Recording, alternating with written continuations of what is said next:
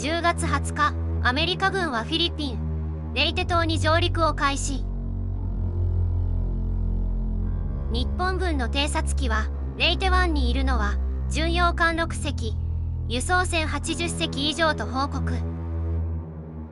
レイテに空母の姿はない。そう判断した陸軍は、これを千載一遇のチャンスと捉えた。アメリカ軍は、空母部隊の援護がないまま、無謀な戦いを仕掛けている。この想定のもと、大本営陸軍部は、ルソン島にいた陸軍部隊をレイテ島へ送ると発表。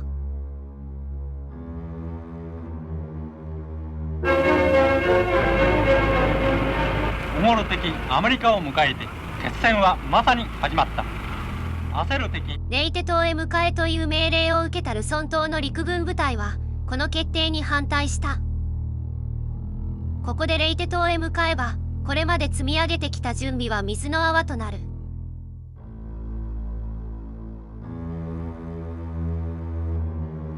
強硬に反対したのは、台湾沖海戦の海軍の戦果を疑っていた山下智之大将だった。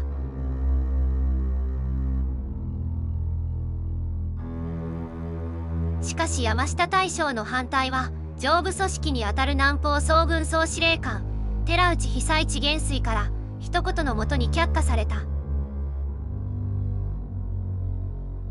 強敵撃滅の新規到来セリ。海軍が大戦果を上げているのに陸軍が遅れを取ってはならない。そうした空気の下で反対意見が切り捨てられた。陸軍部隊を乗せた輸送船はアメリカ軍の空襲を受けることなくレイテ島に到着。陸軍は幸運にも上陸に成功した。しかしその直後、壊滅させたはずのアメリカ空母部隊が姿を現した。日本軍輸送船団はアメリカ空母艦載機の激しい攻撃を受けて壊滅。補給路を断たれ、レイテ島に孤立した日本陸軍はアメリカ軍の圧倒的な火力の前に悲惨な戦いを強いられた。弾薬もなく食料もないまま、多くの日本兵が飢えと病に、あるいは銃弾に倒れていった。レイテ島に上陸した将兵9万のうち、戦没者7万9千人と言われている。